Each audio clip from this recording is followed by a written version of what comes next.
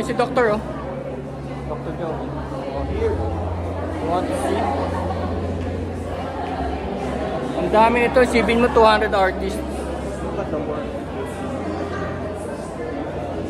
Pero ayoko namang ilagay dito sa video lahat ng detalye, no? Kasi gusto ko pumunta kayo dito para makita nyo, appreciate nyo upfront yung art and the crowd.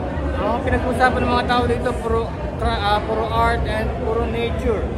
Because this is Gaia. Tandaan nyo maigi, ha. This is about nature and Mother Earth. Look. Omar. From Omar. Acrylic. Ganda ng mga paint nila, no? Parang gouache. Of course, pinaglalaban ko rin sa channel ko yung about nature. Kaya nga 3 day, nag-overnight tayo sa Sierra Madre last week para ipakita sa inyo kung gaano kaganda yung Sierra Madre na pinag-uusapang sumagip sa atin sa bagyo at marami pang bagyo. Pero maraming kumukontra. Alam mo kung sino yung mga kumukontra? Yung mga nakikinabang sa mining at saka sa mga illegal logging sa Sierra Madre. Sigurado yun. Meron din sila pinapalabas ng mga media para kontrahin yung notion na sinasagip tayo ng nature. Sierra Madre. Ano to, ha? Parang impasto. Kapal, no? Makapal siya, makapal. Pero maganda. Under the sea. Depicting like yung babae, may hawak siyang heart na tinutubuan ng puno. Mind-boggling kung tutusin, mind-boggling. Sobrang dami. Let's meet some people here. Ewan ko, hindi pa siguro nag-start. Nagwa-warm up muna ang mga tao.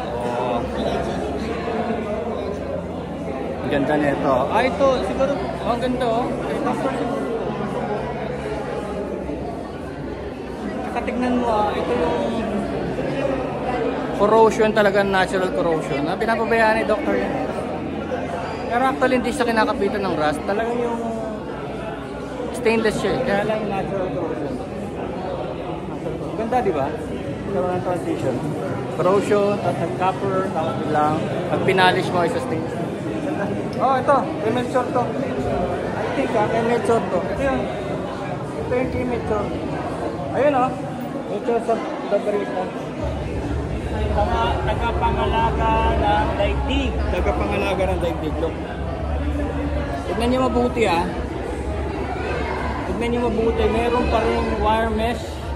Gumamit siya ng mga copper. At ito, ginawa niya, oh. Ginawa niya. Kala ko binili niya, eh. Ginawa niya yung globe, oh. Kala ko binili niya. Magkano?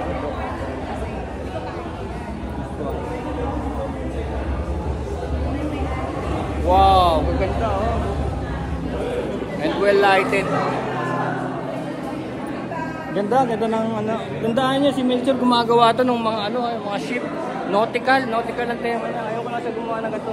Gumagawa siya nitong nautical na mga ship dahil sa pamilya niyang shipbuilder and yung tangke, meron siyang mga tangke. Ang galing. Look at the other. Kailangan pumunta kayo dito, eh. Kailangan ma-appreciate nyo talaga upfront kung paano gumawa. Saka yung colors niya, syempre iba, oh. See? Ay, grabe, oh. Bawal sa mga bata, bawal sa mga bata. Look, oh.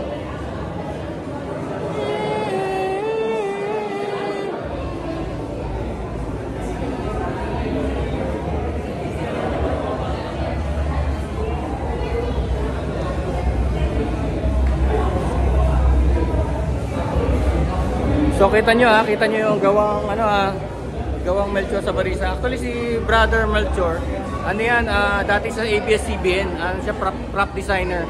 Tapos pares kaming OFW, nag-abroad din yan. Hindi ko lang alam kung Dubai, no? Dubai yata, eh. Pero nag-Dubai din ako. Sa agency ako ng ano, sa Saudi Arabia, tsaka sa Dubai, nag-agency din ako, yung advertising agency. Siya rin. Tapos umuwi siya, nag-concentrate niya sa rito. Ako rin naman, umuwi na rin ako, kaya lang nag-concentrate ako sa digital art.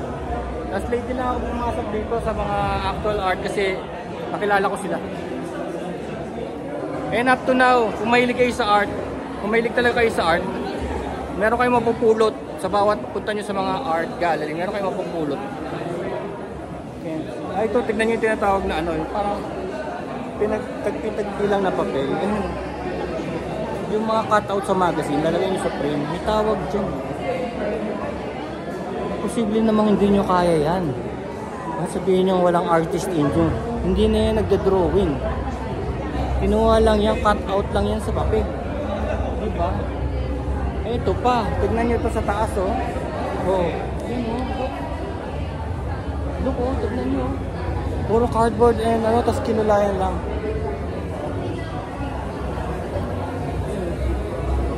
Malapit ko, maraming tao. Ito pa.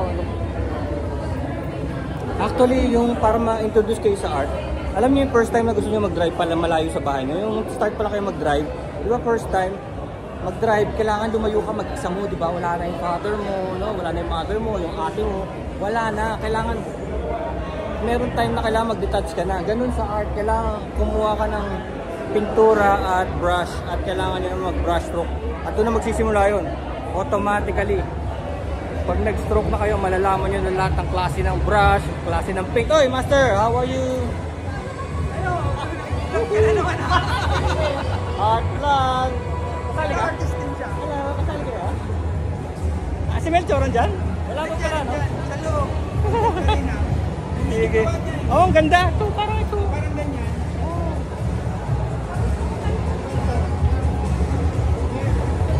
Invite ako ni Melchor eh. Mamaya, hindi pa nag-start, no? Hindi pa. Sige. Punta ko. Nga ulit. See you later.